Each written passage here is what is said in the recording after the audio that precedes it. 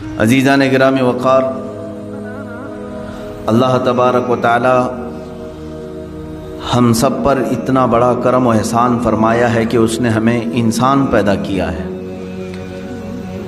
اس لیے کہ اس کی لاکھوں مخلوقات میں سے جو اشرف مخلوق ہے وہ انسان ہے۔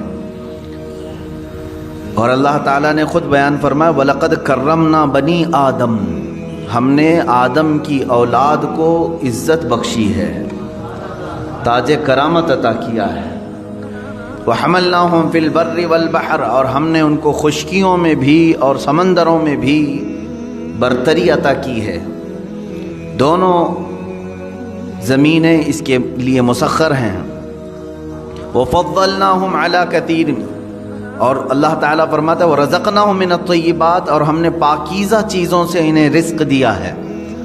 انسان غلاظت نہیں کھاتا، اور اگر کھاتا ہے تو پھر وہ انسانیت سے گر جاتا ہے۔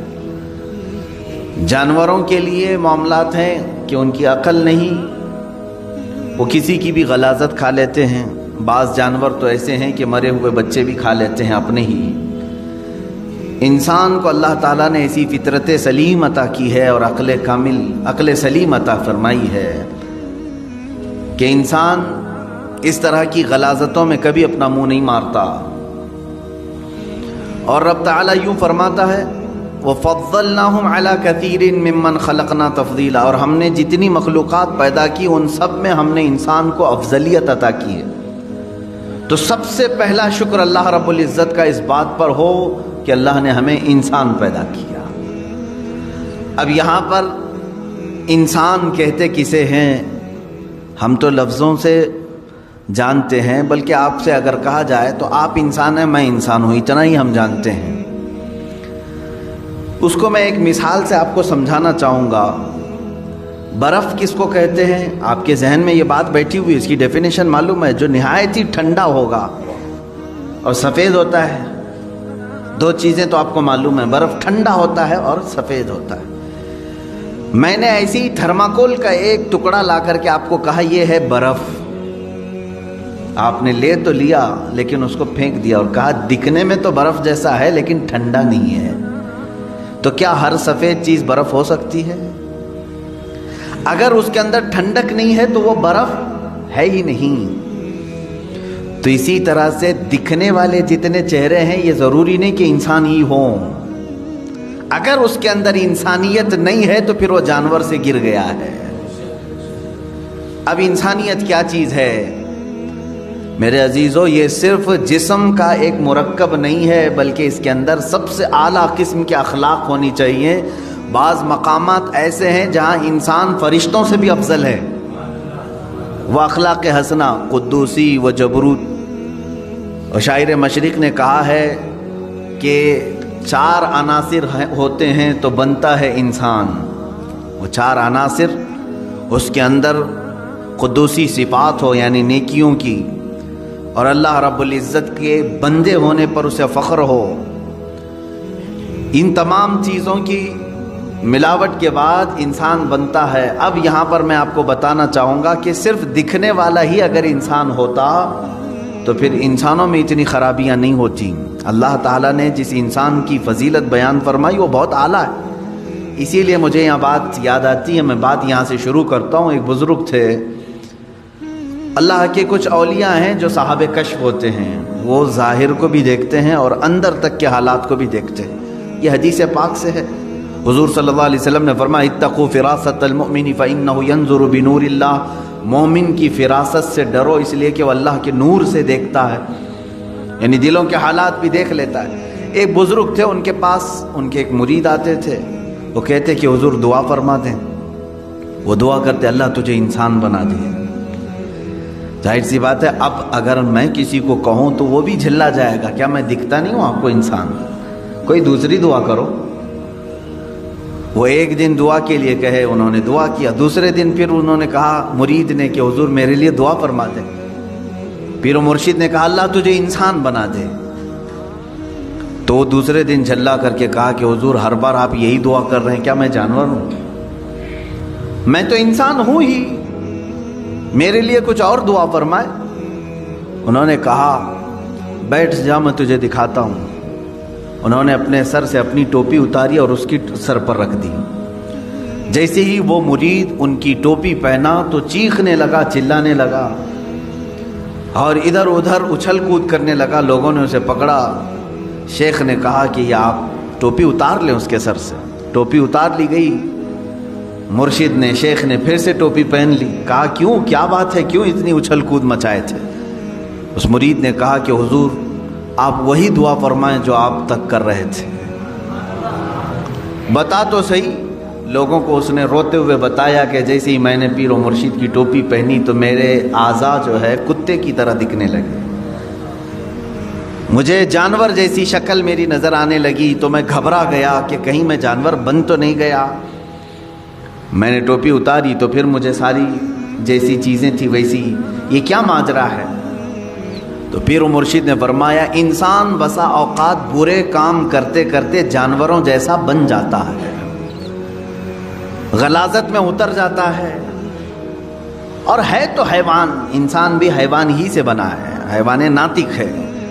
اس کے اندر جب غلاظت بڑھ جاتی ہے تو بسا اوقات یہ جانوروں سے بھی نیچے گر جاتا ہے، جس کے ہمیں دیکھنے کو نتائج آج مل بھی رہے ہیں۔ بڑے بڑے اس کی مثالیں، بڑی مثالیں بھی آج موجود ہیں۔ کوئی جانور اپنی برادری میں سے مادہ کے ساتھ اپنے جسمانی سکون حاصل کرتا ہے تو ٹھیک ہے، لیکن کسی کو پھاڑ دینا، مار دینا، قتل کر دینا یہ انسانوں سے ہوتا ہے۔ ایک مجبور لڑکی اگر درندوں کو مل جائے تو یہ جس طرح کی حرکتیں کر جاتے ہیں، جیسے آج سرخیوں میں موجود ہے بہت سارے حالات، تو کیا یہ انسان ہے؟ انسان کہلانے کے لائق ہے؟ کتے بھی اپنی جسمانی سکون حاصل کرتے لیکن کسی مادہ کو پھاڑ کر کے ختم نہیں کرتے۔ جہاں ان کا جسمانی سکون حاصل ہوا وہ چھوڑ دے۔ جانوروں میں اتنا ہے، لیکن انسان کے اندر جب انسانیت گر جاتی ہے تو وہ جانوروں سے بھی زیادہ ذلیل ہوتا ہے، ان سے بھی زیادہ گر جاتا ہے۔ اس لیے میرے عزیزو، انسانی صفات پر باقی رہنا یہ بھی کمال کی بات ہے۔ اللہ رب العزت کی بارگاہ میں شکر بھی بجا لا اور دعا بھی کرتے رہو، اے اللہ تو نے ہزاروں مخلوق میں سے مجھے انسان تو بنایا، اے کریم خدا مجھے آخری دم تک انسانیت پر ہی زندہ رکھ، انسانیت ہی پر زندہ رکھ۔ اس لیے کہ پہلے کی بہت ساری مثالیں ہماری کتابوں میں یہ بھی ملتی ہیں، کچھ لوگ مر گئے اور مرنے کے بعد ان کے چہرے بدل گئے، کسی کا چہرہ خنزیر کی شکل بن گیا، کسی کا گدھے کی شکل بن گیا۔ پہلے کی باتیں موجود ہیں، انسانوں کو بنایا گیا ہے، قرآن پاک میں بھی موجود ہے۔ اللہ تبارک و تعالیٰ نے ایک قوم کو فرمایا کہ کونوا قردۃ خاسئین، تم دھتکارے ہوئے بندر بن جاؤ، وہ پورے کے پورے بندر بن گئے تھے موسیٰ علیہ السلام کی قوم کے کچھ لوگ۔ تو انسان کبھی جانور بنتا ہے، یہ کب بنتا ہے؟ جب وہ اپنے اخلاق چھوڑ دیتا ہے۔ حضور اکرم صلی اللہ تعالی علیہ وسلم سے پوچھا گیا قیامت کے دن سب سے بھاری عمل کیا ہے؟ آپ فرماتے میزان عمل پر رکھے جانے والا سب سے وزنی عمل انسان کا اس کے اخلاق حسنہ ہیں، اس کے کیریکٹر ہیں، اس کے اخلاق ہیں۔ اور اسی لیے ایک بڑے حکیم و دانا ابن رشد تھے، انہوں نے کہا ہے کہ اپنی ایک کیلکولیشن میں انہوں نے لکھ کر کے بتایا، انہوں نے لکھا ایک نمبر لکھا، کہا یہ انسان کو میں 1 نمبر دیتا ہوں، اور پھر ایک 0 لگایا اور کہا اگر علم ہے تو اس کو میں 10 نمبر دیتا ہوں، اگر علم ہے تو میں اسے 10 نمبر دیتا ہوں۔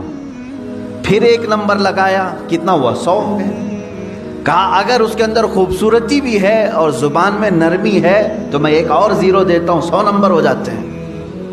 اور پھر کہا اور 1 نمبر لگا کر کے اگر اس کے اندر اخلاق ہیں تو میں ایک اور 0 اس کو لگا کر دیتا ہوں، 1000 نمبر دیتا ہوں، ایک اور 0۔ اور پھر کہا کہ اگر علم بھی ہے، خوبصورتی بھی ہے، اخلاق نہیں ہے تو یہ 1 ہٹا دو، جو باقی بچتا ہے وہی ہے۔ باقی کیا بچا؟ تو انسان کے اندر اگر اخلاق حسنہ نہیں ہے تو وہ 0 ہے، زیرو ہے۔ عزیزان گرامی وقار، مجھے آج بات کرنی تھی ہیومن رائٹس کے متعلق۔ حقوق انسانی کیا ہیں، انسان کے حق کیا ہیں ایک کے دوسرے پر، اور اسلام کی اس میں امتیازی شان کیا ہے، اس میں اسلام کی خصوصیت کیا ہے۔ تقریباً صدیاں گزر گئی حقوق انسانی کے لیے جو سب سے پہلی اعلامیہ جاری ہوا، یعنی ورلڈ لیول پر اگر کوئی بات اعلان کے طور پر پیش کی گئی تو سن 1948 میں یہ UN کے ذریعے سے ہیومن رائٹس کے لیے کچھ قوانین بنائے گئے کہ انسان کے انسان پر کچھ حق ہیں، فنڈامنٹل رائٹس ہیں ہر ایک کے۔ جینے کا حق ہر انسان کو ہے، آزادی کا حق ہر انسان کو ہے، مذہب کا اختیار کرنے کا حق ہر انسان کو ہے، کمانے کا حق ہر انسان کو ہے۔ یہ 1948 میں بنائے گئے، پوری دنیا میں مشہور کیے گئے، لیکن وہ بھی آج تک سب جگہ امپلیمنٹ نہیں ہو سکے۔ لیکن حجۃ الوداع کے موقع پر حضور اکرم صلی اللہ تعالیٰ علیہ وسلم نے حقوق انسانی، ہیومن رائٹس کا جو خطبہ دیا ہے اس کی مثال آج تک نہیں ہے۔ تعلیم حاصل کرنے کا حق ہر بندے کا ہے۔ ہندو مت میں پہلے تھا کہ صرف برہمن لوگ تعلیم حاصل کر سکتے تھے۔ منواد جب تھا تب تو حالات یہ تھے کہ اگر گیتا کسی دلت نے سن لیا تو اس کے کان میں گرم تیل ڈال دیا جاتا تھا۔ یہ کتابوں میں موجود بات میں عرض کر رہا ہوں۔ خیر، آج ترقی پاتے ہوئے حقوق انسانی کے طور پر بہت ساری چیزیں ختم ہو گئی۔ آج مساوات اور ایکویلٹی کی بات کی جاتی ہے، لیکن اب بھی امپلیمنٹ نہیں ہو سکا۔ ہیومن رائٹس میں سب سے پہلے حقوق انسان کے کیا ہیں، وہ اسلام کے نظریے سے میں پہلے بتانا چاہتا ہوں۔ اللہ کے حبیب صلی اللہ تعالیٰ علیہ وسلم کی حدیث ہے، کل المسلم علی المسلم حرام دمہ ومالہ وعرضہ۔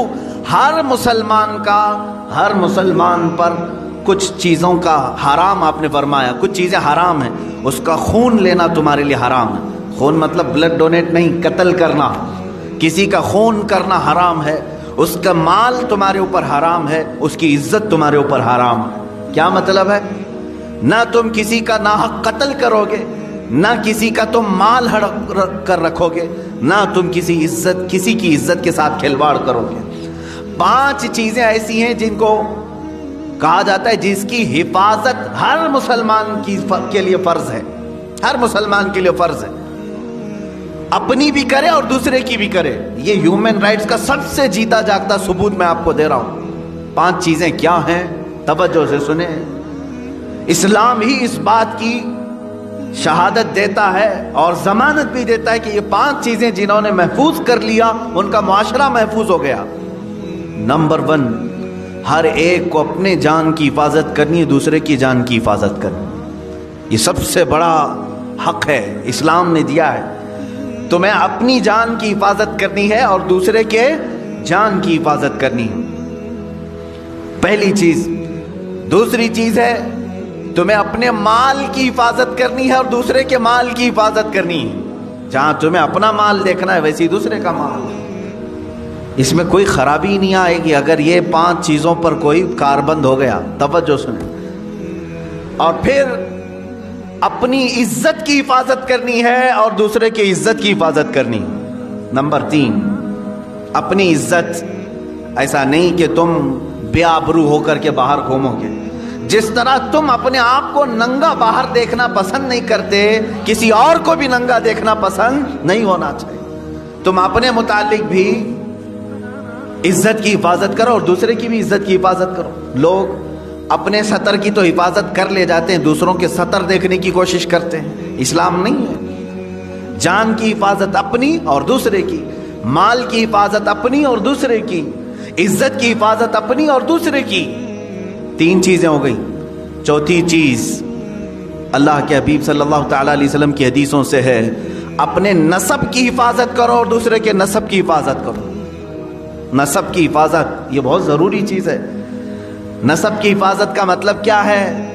بغیر شادی شدہ بچے پیدا ہونے نہ دینا، ورنہ اس کا نسب ہی نہیں معلوم ہوگا۔ اسلام نسب کا بہت اہتمام کرتا ہے۔ آج یورپ میں جا کر کے پوچھو تو ان کا نسب ہی نہیں معلوم ہے، ان کا باپ کون تھا معلوم ہی نہیں ہے، کیونکہ شادی کیا ہی نہیں۔ وہ سوچتے ہیں گرل فرینڈ بوائے فرینڈ کا جو تصور لایا گیا یہ تو ابھی کم ہے ہمارے معاشرے میں، وہاں تو پورے مزہ چکھنے کا نام فرینڈ شپ ہے، پوری شادی شدہ زندگی 2 بچے ہو جاتے ہیں پھر بھی گرل فرینڈ ہے ہماری یہ نسب کو انہوں نے تباہ و برباد کر دیا، اور اس کے بعد جم گیا تو ٹھیک ہے، نہیں جما تو چھوڑ دیا۔ ہزاروں کی تعداد میں بچے ہیں، ایسے اولاد ہیں ان کے باپ کا اور ان کے نسب کا کچھ عطا پتہ نہیں ہے، لیکن اسلام نسب کا اہتمام کرتا ہے۔ نسب، اپنا بھی نسب کا اہتمام کرو اور دوسرے کی بھی نسب کو خلط ملط ہونے نہ دو، یہ ضروری ہے۔ اب یہاں سے کوئی یہ بات نہ سمجھ لے نسب کا مطلب اپنے ہی خاندان میں شادی کرنا ضروری ہے تاکہ ہمارا خاندان میں، ایسا ضروری نہیں اسلام، لیکن یہ ضروری ہے کہ تمہارے بچے کا کوئی باپ ہو، اس کا دادا ہو، اس کا نسب اوپر تک پہنچتا ہو۔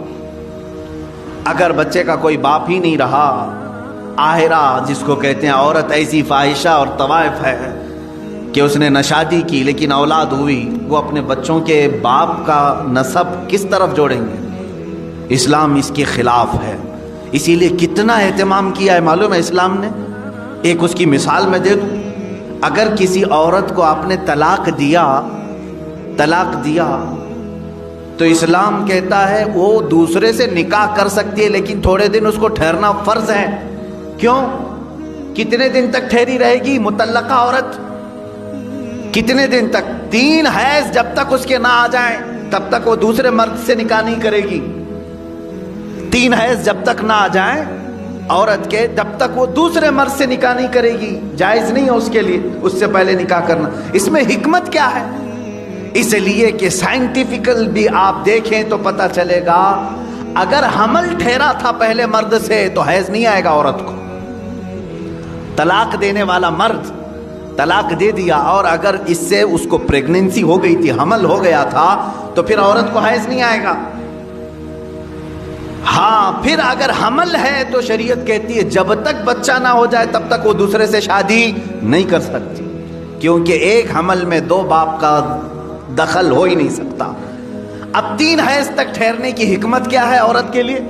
کہا گیا جب 3 بار عورت کا حیض آ جائے تو یہ اسپشٹ ہو جاتا ہے، یہ پورا فائنل ہو جاتا ہے کہ اب اس کے پیٹ میں پہلے والے مرد کا کوئی نطفہ باقی نہیں ہے، اس کا حمل نہیں ہے۔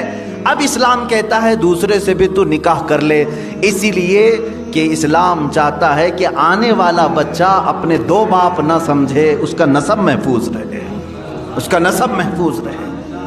باقی دوسری جگہ جا کر کے دیکھے، ایک کو طلاق دے دیا، وہ دوسرے ہی دن جا کے شادی بھی کر سکتی ہے۔ بہت سارے معاملات، یہ عدت کے معاملات اسلام میں ہیں، دوسرے لا کر کے ہمیں دکھائیں۔ یا تو کچھ مذاہب میں ایسا ہے کہ اسے دوبارہ شادی کرنے کی اجازت ہی نہیں ہے، اور کچھ جگہ ہے تو ایسے کہ ادھر طلاق دیا ادھر نکاح کر لیا۔ اسلام درمیانی راستے کا نام ہے، نسب کا اہتمام کیا۔ میں نے 4 چیزیں سنائی، پھر سے میں عرض کر رہا ہوں آپ کے پاس، اللہ کے حبیب صلی اللہ علیہ وسلم کے فرامین کے مطابق، اللہ کے حبیب صلی اللہ تعالیٰ علیہ وسلم کی حدیث کی روشنی میں ہر مسلمان کو چاہیے کہ وہ اپنے جان کی حفاظت کرے اور دوسرے کے جان کی حفاظت کرے۔ ہر مسلمان کو چاہیے کہ وہ اپنے مال کی حفاظت کرے، ویسے ہی دوسرے کے مال کی حفاظت کرے۔ ہر مسلمان کو چاہیے کہ وہ اپنے عزت کی حفاظت کرے، ویسے ہی دوسرے کی عزت کی حفاظت کرے۔ نمبر 4، ہر مسلمان کو چاہیے کہ وہ اپنے نسب کا اہتمام کرے، اسی طرح دوسرے کے نسب کا بھی اہتمام کرے، خیال کرے۔ 5ویں چیز ہے جو بہت اہم ہے، اسلام نے کہا ہر مسلمان کو اپنے دین کی حفاظت ضروری ہے۔ اسی طرح کہا گیا کہ دوسرے کے دین سے چھیڑ چھاڑ بھی نہ ہو۔ لا تسبوا الذین یدعون من دون اللہ فیسبوا اللہ عدوا بغیر علم۔ اللہ قرآن میں فرماتا ہے تم دوسروں کے خداؤں کو گالی نہ دو جو اللہ کے علاوہ دوسروں کی پوجا کرتے ہیں، ہاں بغیر علم کے وہ پھر اللہ کو گالی دیں گے۔ تو یہاں دین کی حفاظت بھی ہمارے لیے ضروری۔ یہ 5 چیزوں کی آپ حفاظت کر لے جاؤ، معاشرہ کبھی ڈس بیلنس نہیں ہوگا، نظام برقرار رہے گا۔ آج یہاں پر بیلنس نہیں ملتا، اس کی وجہ کیا ہے؟ یا تو آپ اپنی جان کی حفاظت کر رہے ہیں اور دوسرے کی جان کے پیچھے پڑے ہوئے ہیں، آپ اس کو اہمیت نہیں دیتے، یا آپ اپنی عزت کی فکر میں ہیں دوسرے کی عزت جائے کہیں پر، تو یہ ڈس بیلنس تو آنا ہی ہے، یہاں آنا ہی ہے۔ سیدنا عمر فاروق رضی اللہ تعالیٰ عنہ کو دیکھیں، عزت کی حفاظت ہر مسلمان کے لیے ضروری ہے، تو اس کے لیے آپ نے کیا فرمایا؟ ایک بار غسان کا ایک بادشاہ آیا، اسلام قبول کیا، اس کے ساتھ اس کی فوج بھی تھی، اسلام قبول کر لی۔ اس خوشی میں مسلمان پورے خانہ کعبہ کے طواف کے لیے آئے۔ طواف کے دوران اس بادشاہ کی لنگی پر ایک مسلمان کا پیر پڑ گیا، لنگی کھلی، تہبند کھلی، تھوڑی سی اسے شرمندگی ہو گئی۔ بادشاہ وقت تھا، لیکن طواف کے وقت کہاں بادشاہ، کہاں غریب، کہاں فقیر، ہو گیا۔ لیکن اس کے بدلے میں اس نے پلٹ کر کے اس مسلمان کو مارنا شروع کر دیا، بہت مارا، زخمی کر دیا۔ اب ظاہر سی بات ہے جان بوجھ کر کے تو اس کی لنگی کھینچی نہیں تھی اس مسلمان نے، اس کی تہبند پکڑ کر کھولا تو نہیں تھا، پڑ گیا پیر۔ سیدنا عمر فاروق رضی اللہ تعالیٰ عنہ کی بارگاہ عدالت میں یہ مسلمان نے مقدمہ کر دیا، کہا حضور یہ جو غسانی بادشاہ ہے، جبلہ بن احم اس کا نام تھا، اس کی تہبند پر میرا پیر پڑھا، غلطی سے ہوا، لیکن اس نے مجھے اس غلطی سے کئی زیادہ مارا ہے، زد و کوب کیا ہے، مجھے زخمی کر دیا ہے۔ سیدنا عمر فاروق رضی اللہ تعالیٰ عنہ نے اس مقدمے کو سننے کے بعد سیدھے بادشاہ کو اپنی عدالت میں طلب کیا، کہا بادشاہ آ جاؤ۔ جب وہ آیا تو کل تک تو بڑا اعزاز و اکرام تھا حضرت عمر فاروق کے ساتھ، تو آپ کے بغل میں بیٹھنے آیا تو آپ نے کہا نہیں، وہاں کٹہرے میں کھڑے رہو جہاں مسلمان کھڑا ہے، اس لیے کہ آج تم ملزم کے الزام ہے تمہارے اوپر، تم بادشاہ ہوں گے اپنے زمانے کے، لیکن آج تمہارے اوپر الزام ہے، تمہیں وہیں کھڑا ہونا ہے جس نے الزام لگایا ہے۔ تو جب یہ بات ثابت ہوئی، بادشاہ نے کہا ہاں میں نے مارا، ظاہر سی بات ہے طواف کے دوران اس نے میری تہبند پر پیر رکھا، میری بے عزتی ہو گئی، میری بے عزتی ہو گئی، اس کے لیے میں نے مارا۔ حضرت عمر فاروق رضی اللہ تعالیٰ عنہ نے فرمایا اسلام صرف اپنی بے عزتی پر مارنے کا حکم نہیں دیتا، تجھے یہ بھی دیکھنا چاہیے تھا کہ سامنے والے کی تو نے کتنی بے عزتی کی، جس کا پیر پڑا اس کو مار کر کے تو نے کتنی بے عزتی کی۔ اسلام میں سب کی عزت برابر ہے، سب کی عزت برابر ہے۔ حکم دیا حضرت عمر فاروق رضی اللہ تعالیٰ عنہ نے، غلطی کی سزا ایک تھپڑ دو تھپڑ ہو جاتی، اس نے جو زیادہ تجھ پر مارا ہے اتنا بدلہ تو اس کے ساتھ لے لے۔ فیصلہ ہو گیا، مسلمان کو کہا گیا تو اس بادشاہ کو ویسے ہی مار جیسے تجھے اس نے مارا ہے۔ اس نے کہا کیا ایسی بھی کوئی فیصلہ ہوتا ہے، ایسی عدالت ہوتی ہے بادشاہ کے ساتھ ایک عام آدمی کو مارنے کا حکم دے رہے ہیں آپ؟ کہا ہاں یہ عدالت مصطفیٰ ہے، یہاں ہر ایک کے حقوق برابر ہیں۔ وہ عدالت مصطفیٰ جہاں خود میرے آقا صلی اللہ علیہ وسلم فرماتے ہیں اگر میری بیٹی سے بھی کوئی چیز ثابت صادر ہو جائے میں اس کے بھی ہاتھ کاٹوں گا۔ اللہ کے نبی صلی اللہ تعالیٰ علیہ وسلم نے فرمایا یہ عدالت مصطفیٰ ہے۔ حقوق انسانی اس کو کہتے ہیں میرے عزیزو، ہیومن رائٹس اس کو کہا جاتا ہے۔ بادشاہ نے کہا مجھے مہلت دو، کل آپ کی عدالت میں آ کر کے میں یہ سزا قبول کر لوں گا، لیکن اسی رات کو غائب ہو گیا، اسلام بھی چھوڑا، مرتد ہو کر چلا گیا۔ بعض لوگ جو اپنے آپ کو روشن خیال کہتے ہیں اس زمانے میں یہ کہتے ہوں گے اگر معاف کر دیتے تو اسلام میں تو رہ جاتا، اس کا دل بنا رہتا۔ حضرت عمر فاروق رضی اللہ تعالیٰ عنہ کے زمانے میں کچھ لوگوں نے کہا، لیکن وہ ماڈرن خیال کے نہیں تھے، لیکن انہوں نے کہا کچھ رعایت آپ کر جاتے وہ اور اس کی فوج رہ جاتی۔ حضرت عمر فاروق رضی اللہ تعالیٰ عنہ نے فرمایا اللہ کریم ہے، اس طرح کے ہزار بادشاہ اسلام میں لائے گا، کسی ایک کے جانے سے مجھے کچھ فرق نہیں پڑتا۔ فرق تو یہ ہوتا کہ اگر آج میں نے اس کے ساتھ الگ فیصلہ کیا ہوتا، صبح قیامت تک آنے والی قومیں بادشاہوں کے ساتھ الگ انصاف کرتی، غریبوں کے ساتھ الگ کرتی۔ یہ ہیومن رائٹس ہے، جہاں سے بالکل کوئی ایک قطرہ بھی کسی کا نا انصافی سے استعمال نہ کیا جائے۔ عزیزان گرامی، یہ معاشرہ جو آج ہمارا نظام، ہماری جو سوسائٹی ڈس بیلنس ہے، اس کی وجہ یہ ہے یا تو آپ اپنی جان کی حفاظت کر رہے ہیں لیکن دوسرے کی جان کی پرواہ نہیں ہے، آپ اپنی عزت کی فکر کر رہے ہیں دوسرے کی عزت کی فکر نہیں۔ ہمارے لیے سب کی عزت برابر ہو، سب کی عزت برابر ہو۔ آپ کو معلوم ہے آخری حج ہے میرے آقا صلی اللہ علیہ وسلم کا، اس دن اللہ کے نبی صلی اللہ تعالی علیہ وسلم جو 10ویں ذی الحجہ پوچھا ہے میرے صاحب آج کا دن کون سا ہے؟ کہا 10ویں ذی الحجہ ہے۔ حضور صلی اللہ تعالی علیہ وسلم صحابہ سے فرماتے ہیں یہ زمین کون سی ہے تمہیں معلوم ہے؟ کہا اللہ کی مقدس سرزمین بلد اللہ الحرام مکہ مکرمہ۔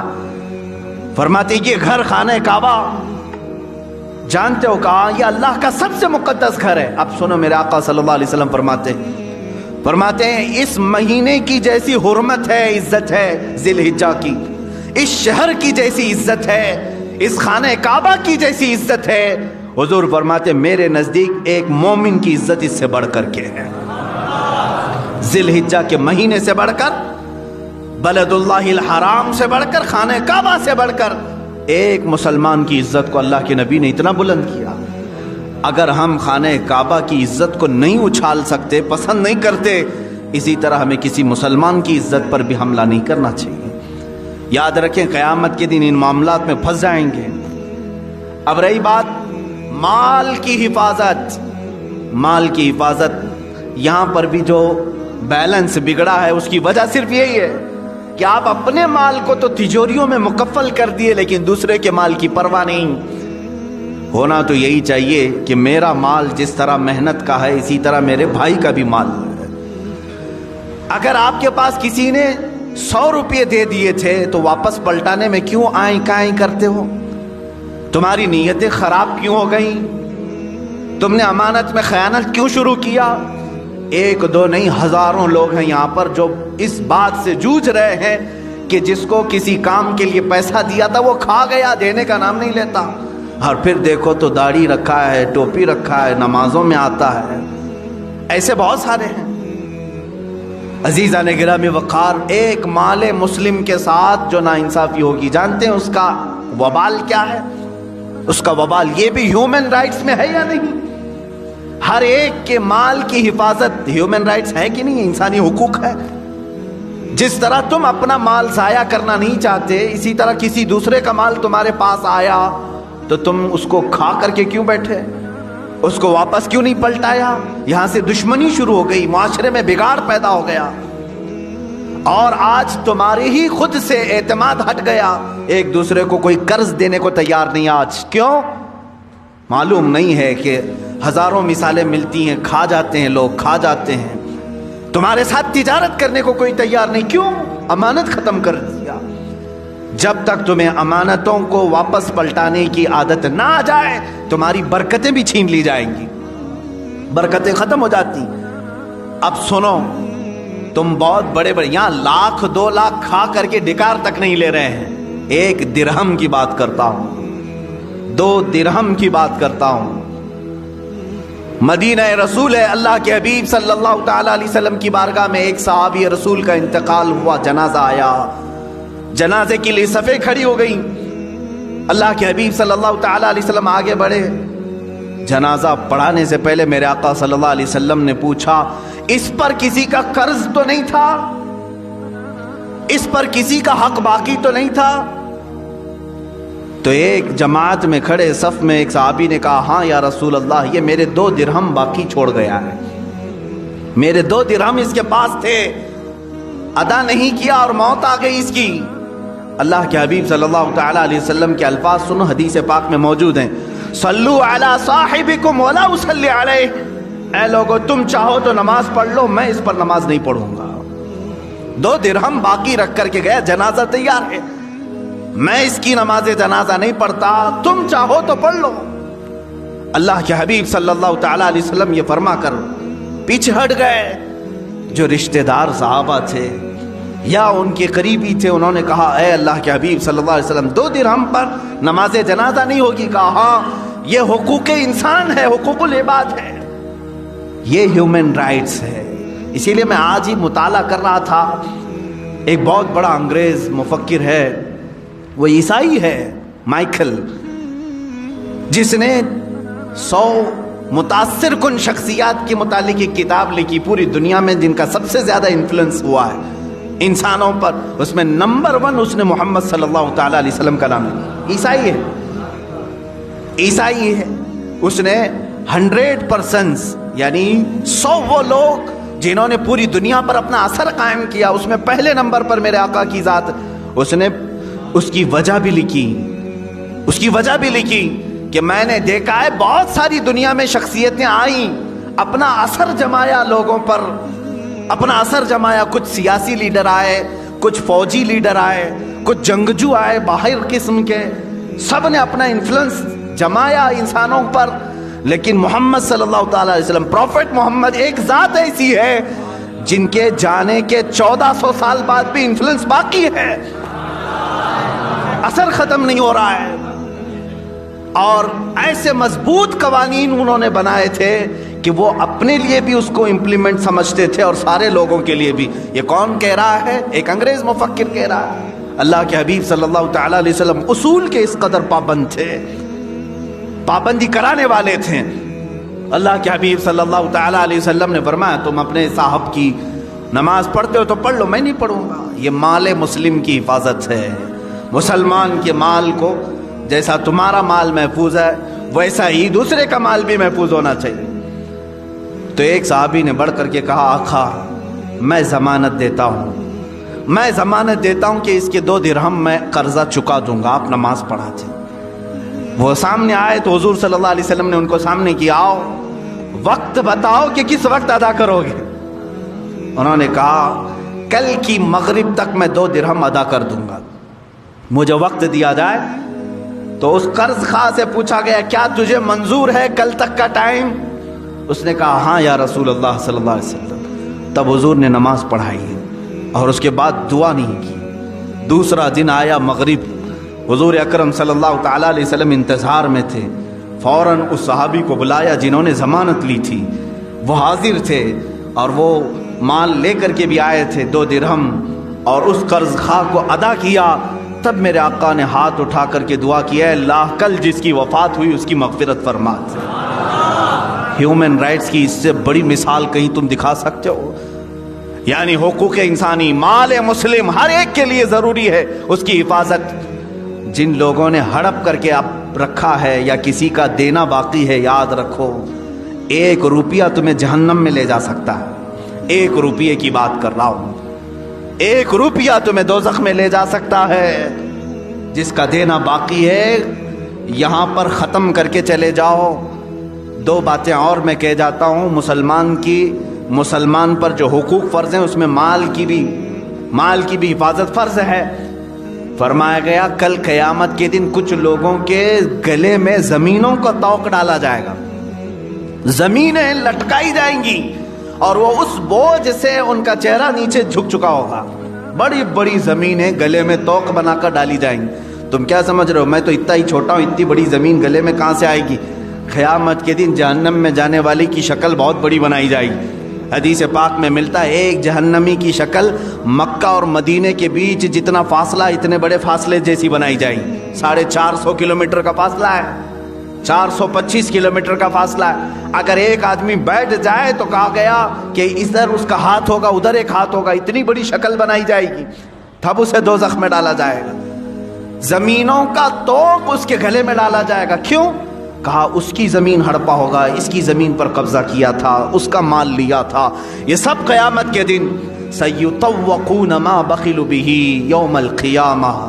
اللہ تعالیٰ نے قرآن میں بھی فرمایا جو کچھ انہوں نے بخالت کی وجہ سے بچا کر اپنے پاس رکھ لیا تھا یہ توق بنا کر گلے کا ہار بنا کر کے قیامت کے دن ڈالا جائے گا۔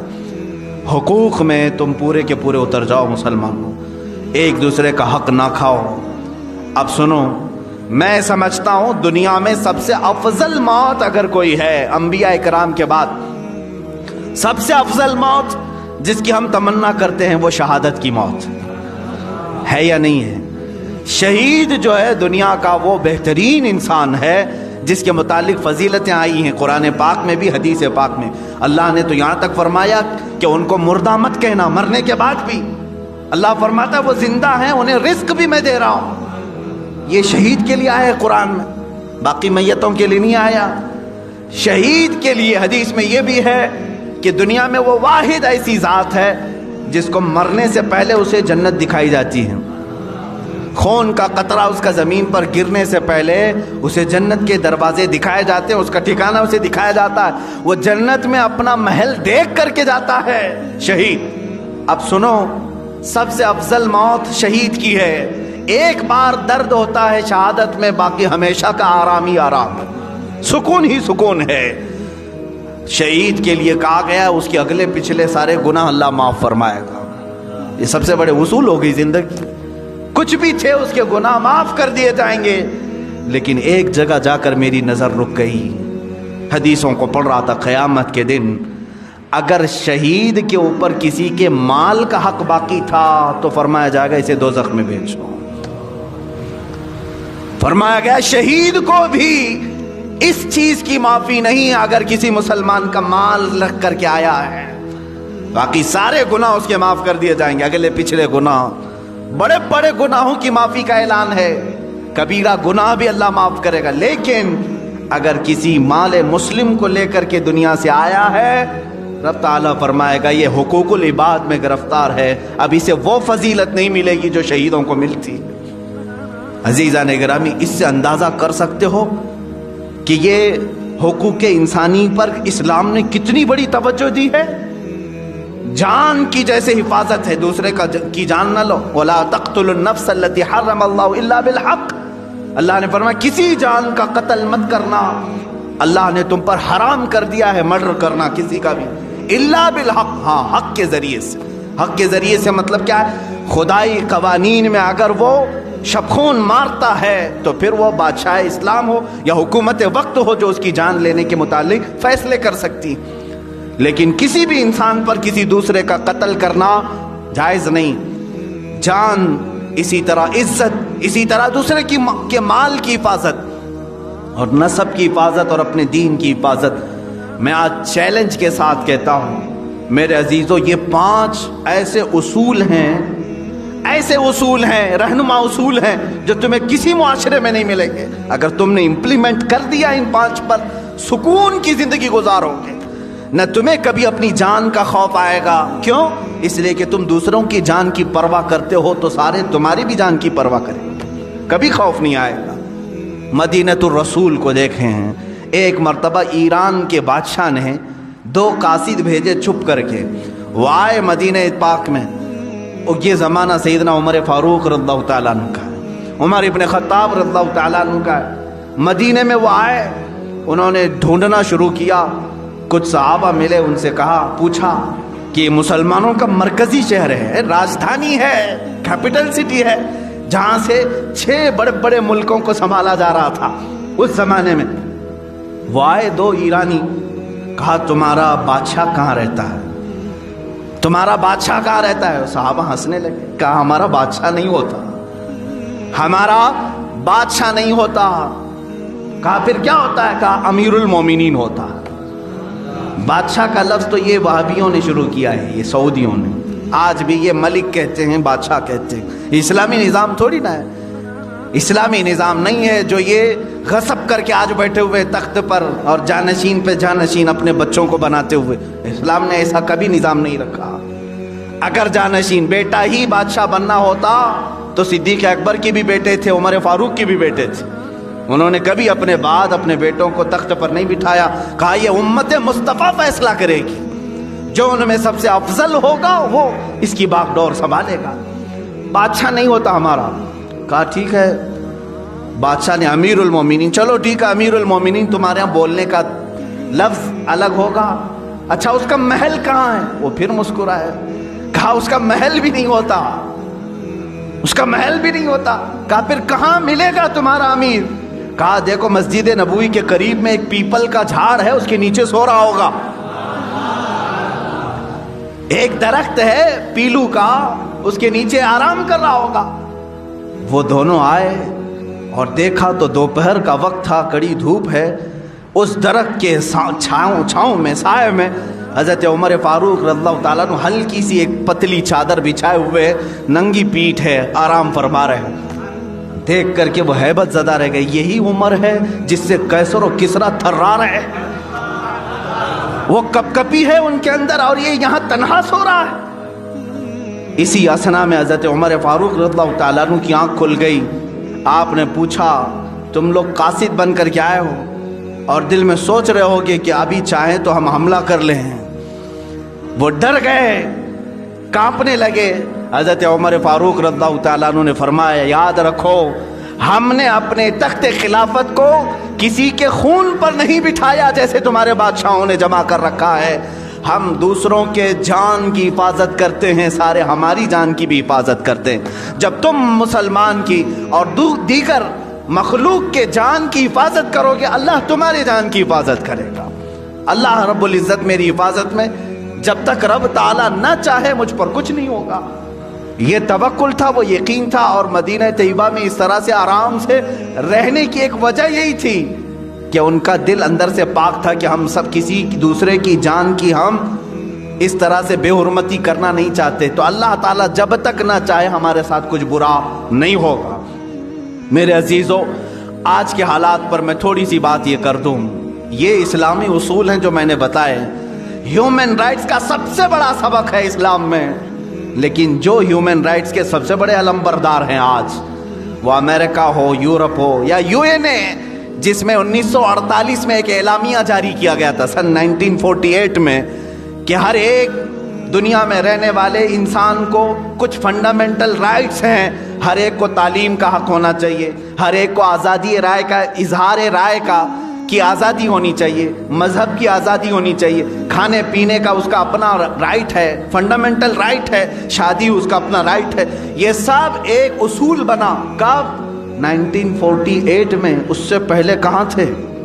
ایک دوسرے کا حق مار رہے تھے۔ چلو ٹھیک ہے، ہم مان لیتے ہیں 1948 کے بعد ہیومن رائٹس تمہیں پوری دنیا میں پھیلانے کا ایک شوق تو آیا، لیکن 70 سال کے بعد بھی امپلیمنٹ نہیں کر سکے، آج تک نہیں کر سکے۔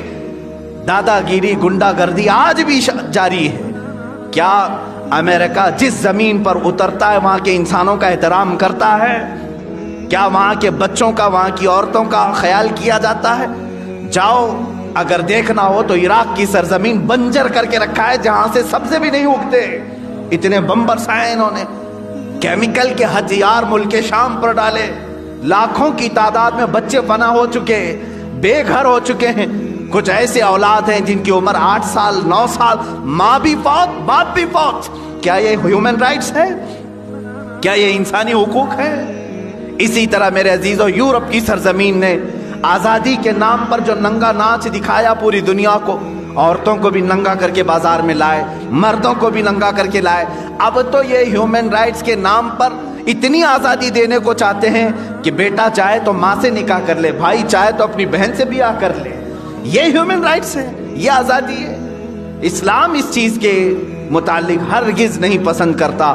ہمارے یہاں نسب کا بھی احترام کیا جاتا ہے اور دین کا بھی اہتمام کیا جاتا ہے۔ اور اسی طرح ہیومن رائٹس کی بات کرنے والی بہت ساری تنظیمیں، این جی اوز ہیں، لیکن وہ این جی او کے نام پر جو دوسرے کام کرتی ہیں وہ بھی ہمیں معلوم ہے۔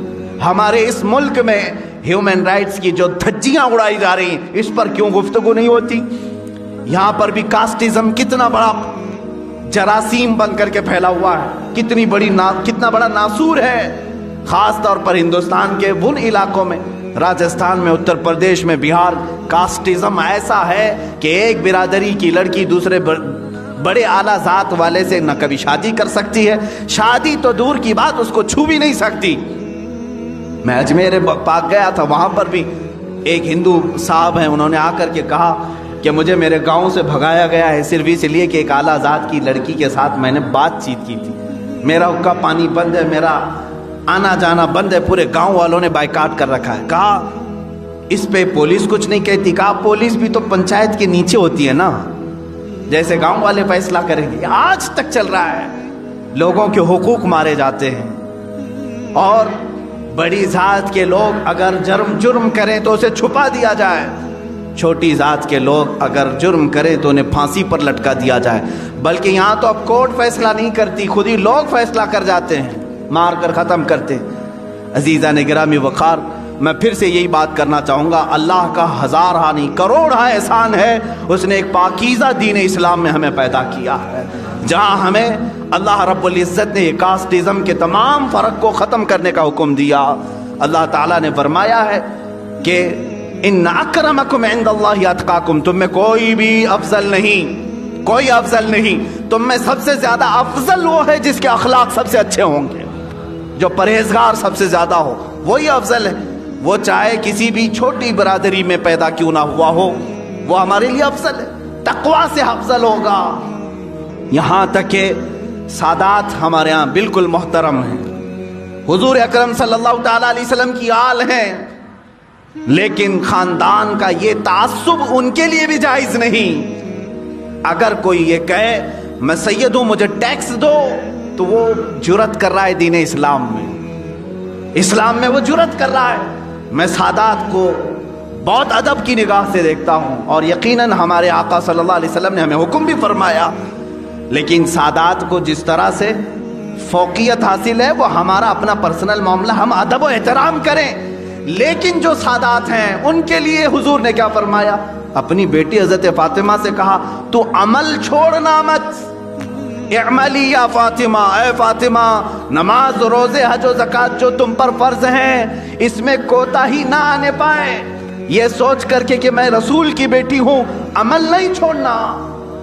حضور نے اپنی بیٹی کو حکم دیا ہے, بعد کے آنے والی اولاد پر تو اور بھی زیادہ فرض ہے. عزیزان گرامی, کاسٹزم یا یہ خاندانی تعصب, اس چیز کو اگر کوئی لے کے آتا ہے یہ خان ہے, یہ پٹھان ہے, یہ مرزا ہے, یہ سید ہے, یہ تمام تصورات اسلام میں نہیں ہے میرے عزیز.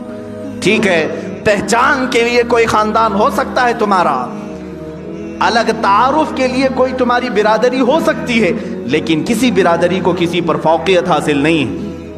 اگر ایسا ہی ہوتا تو میں نے دیکھا ہے سادات ہمارے ہاں افضل خاندان ہے, اس میں ہمیں بھی معلوم ہے, لیکن جب بغداد مقدس کے سلطان الاولیاء سیدنا عبد القادر جیلانی قدس اللہ سرہ شریف کی بارگاہ میں جاتا ہوں, دیکھتا ہوں یہ سلطان الاولیاء ہے, قطب الاقطاب ہے, شہباز لامکانی ہے, قندیل سمدانی ہے, سارے ان کو اللہ تعالیٰ نے مقامات و مراتب عطا کیے.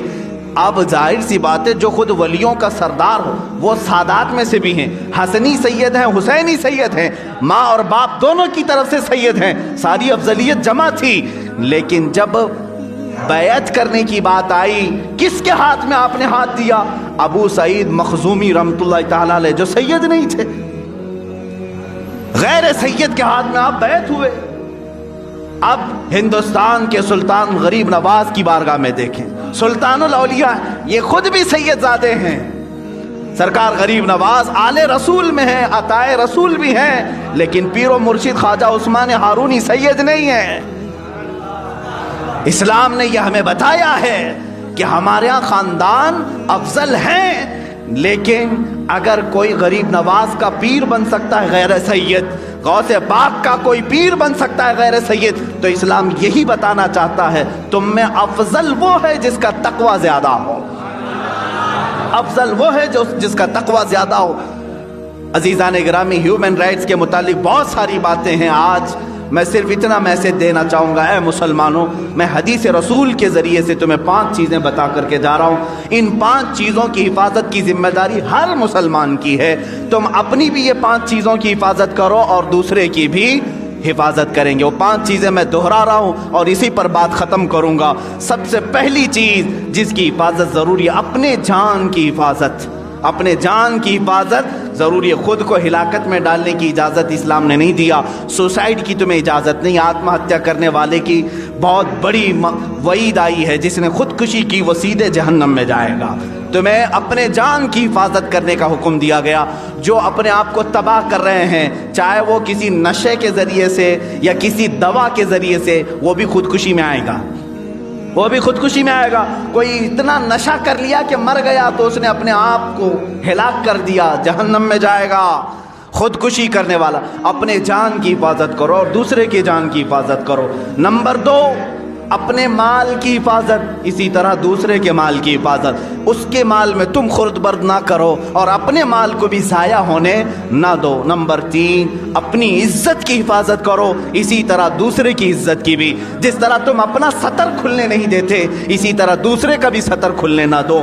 اپنے گھر کی عورتوں کی جیسی تم حفاظت کرتے ہو, دوسری کسی عورت پر تمہاری نگاہ بھی نہ پڑنے پائے. میری بہن جتنا میرے لیے عزیز ہے, اسی طرح دوسرے کی بھی بہن اس کے لیے عزیز ہوتی ہے۔ میری ماں جس طرح میرے لیے محترم ہے، اسی طرح دوسرے کی ماں بھی میرے لیے محترم ہو۔